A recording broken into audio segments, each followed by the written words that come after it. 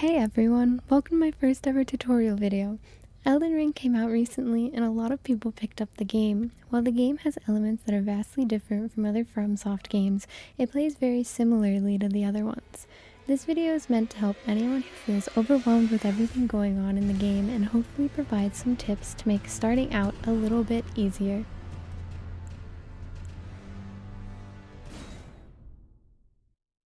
There are a lot of classes to look at, and you'll want to pick a class based on how you're going to play. If you want a big mean weapon that can stun enemies, opt for a class with higher strength like the hero or vagabond. Higher dex can be used with different weapons as well. In my opinion, strength and dex are very similar playstyles, although some dexterity weapons are a little more complicated, like the flail. If you're unsure, either will work for you for a first playthrough. You'll be able to find a weapon that works out with how you want to play.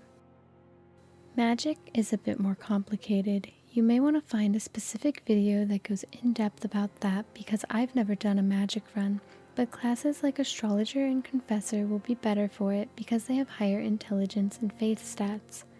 If you look at all the different classes, you'll see that they really don't have too big of differences. Don't get too hung up on the stats as you'll have plenty of time to change it up with leveling. For the sake of this video, I'm going to pick the Bandit class. Once you've made your character, you're taken out into a little area where you can walk around. Prompts will pop up occasionally to show you different controls based on what controller you're using. There isn't much to pick up or explore in this area, so don't worry about missing anything. You'll want to walk across the bridge and through this archway. Once you do that, you'll encounter a boss. Don't worry about this one, just die. This boss is supposed to kill you, and for the most part, it's just used to progress the story, although I'm sure you've seen some people that do fairly well against it.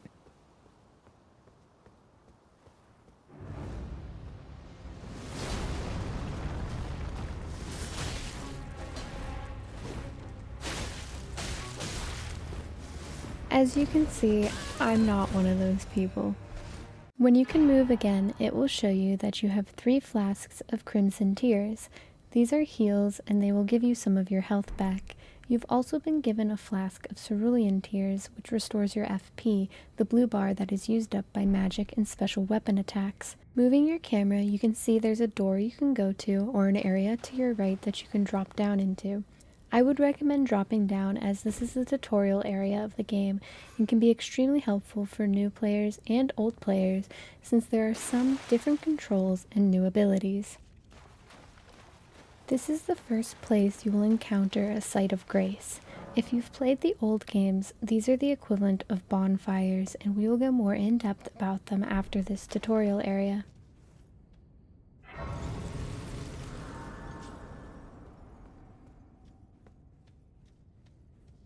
Continuing on, the game will teach you about lock-on, light attacks, and strong attacks.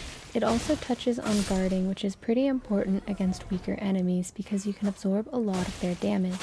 Keep in mind that blocking attacks will take away stamina, and if your stamina is depleted, you will stagger, which will leave you vulnerable to attacks. Dodging is another important element of this game. There are backsteps and rolls that you can utilize. You'll have to be disciplined with your dodging because panic rolling often ends with you getting hit rather than dodging. Dodging uses your stamina, so you'll have to make sure you keep an eye on that. Elden Ring added a dedicated jump button, so you'll be able to be creative with that. This also allows you to jump attack enemies, which can build up the enemy's invisible stagger bars to cause them to stagger. Lock-on is helpful and can make it easier to hit enemies. There is a setting that allows you to turn off auto lock-on that causes you to automatically lock on to the next enemy after you kill the first. If this bothers you, I would recommend turning it off. I did after it caused me to roll off an edge one time. The last pop-up is one of the changes in the game. To hold your weapon with 2 hands, you must hold the interact button and then press attack. There is archery if you want to use it. If you're playing on PlayStation, L1 will open precision aiming to make it easier to hit enemies far away. You can also quick fire by just locking on or fire immediately after dodging. As you can see, I totally forgot to take out the bow to demonstrate for the sake of this tutorial. Another important aspect in this game are the skills. When you have the shield equipped, with L2 you will do the shield skill, which can be parrying, bashing, or a few other things. To use your weapon skill, you will have to two-hand your weapon. Elden Ring added stealth elements to the game, which anyone who has played Sekiro will enjoy a lot. It can make taking out enemies easier because you can hurt some without aggroing others. Backstabs are your best friend. Press forward while attacking while behind an enemy and you will do a backstab to take out a chunk of health. Lots of weaker enemies will die from the backstab alone. Stakes of Marika are pretty important in Elden Ring. While other games only allowed you to respawn at bonfires, these stakes help you spawn closer to where you had died. The final area of the tutorial is to teach you parrying. Parrying is important, but if you aren't good at the timing, don't worry about it. Plenty of really good players don't parry. You can see the timing is a little finicky, and some enemies have delayed attacks to mess with you. When you can get a parry, you are able to riposte. This is similar to backstabbing and will take a chunk of damage away from the enemy. If you can get good at the timing, parrying can be quite useful, but many people opt to attack normally and simply dodge. Keep in mind, not every enemy can be parried. A lot of human-shaped enemies with swords often can. When you encounter a new site of grace, you'll want to activate it even if you don't want to sit. Sitting will refill health, heals, and respawn enemies. If you have to walk through an area again, it may be better not to sit. You can see there are a few things you can do here, like pass time, improve your flasks, memorize spells, and sort your storage. You'll want to familiarize yourself with these things.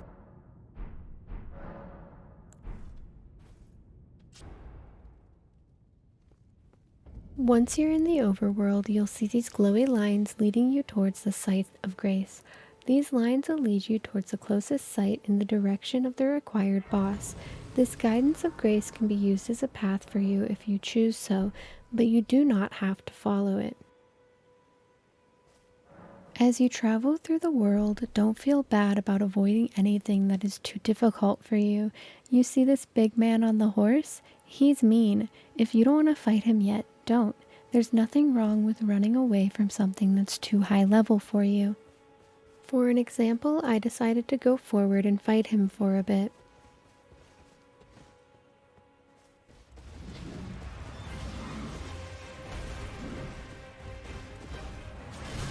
You can see that he takes almost all of my health away with one hit, and I don't do too much damage to him.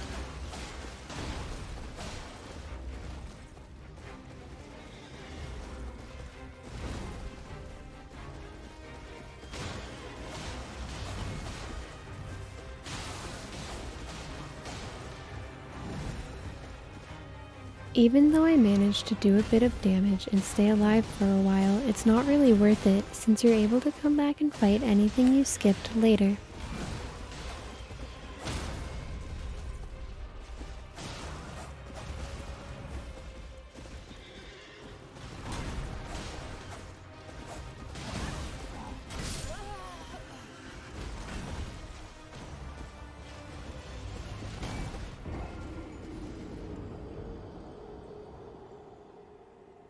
Once you die, you respawn at the last site of grace that you touched.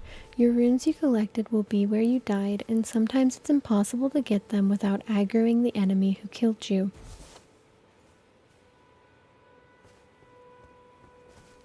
In this game though, with the stealth element, sometimes you can get back to your runes without alerting the enemy, and instead of getting into a fight that is too difficult for you again, you can pick up your runes and go somewhere else.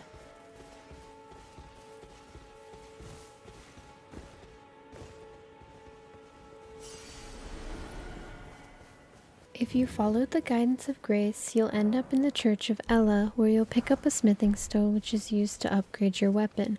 You'll also meet a merchant. If you have enough runes, you should buy the crafting kit from the merchant. If you open your map, you'll notice there's guidance of grace on the map as well. Since you haven't picked up the map in this area, everything is grayed out, but you will still be able to fast travel between sites of grace. Following the guidance of grace will take you to the first required boss, but these lines are not to mean you have to go there. The first boss when you start is extremely difficult, and if you go there without leveling, this will happen.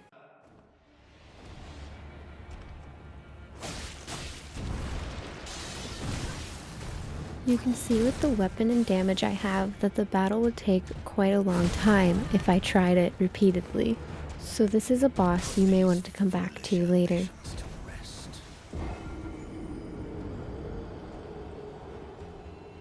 One last important thing about the map. This icon is one you'll want to go to so you can pick up a map so yours won't be grayed out.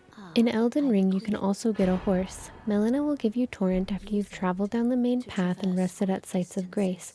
You don't have to worry about the horse dying. It will respawn when you respawn and can also be healed through craftable berries. At this point, you've probably gotten enough runes to be able to level up. There's a help button in the menu that will show you what each stat does. As you level things up, it will also show you on the right side what improvements you get based on that stat. Don't be afraid to Google anything you don't understand. Even though this is a new game and there's not much information, the stats are very similar to other games in the series. If you open your pause menu and click to the right, you can change what is equipped to your pouch. I would recommend putting your Spectral Steed whistle on one of your pouch slots. This will make it so that your whistle isn't in the same inventory slot as your flasks and you won't use either on accident. You can attack from on Torrent. Right trigger will attack to the right and left to the left. If Torrent's stagger bar fills up, he will disappear and you'll be kicked off the horse. You can also quickly dismount by pressing left stick. The map of this area is in the middle of a bunch of enemies. There is a Site of Grace close by if you want to try charging into the fray. Stealth works amazingly as well. If you can, kill the enemy with the horn first because he will alert the others if kept alive. If this is too difficult at low level, you can run in with Torrent, grab the map, and run away.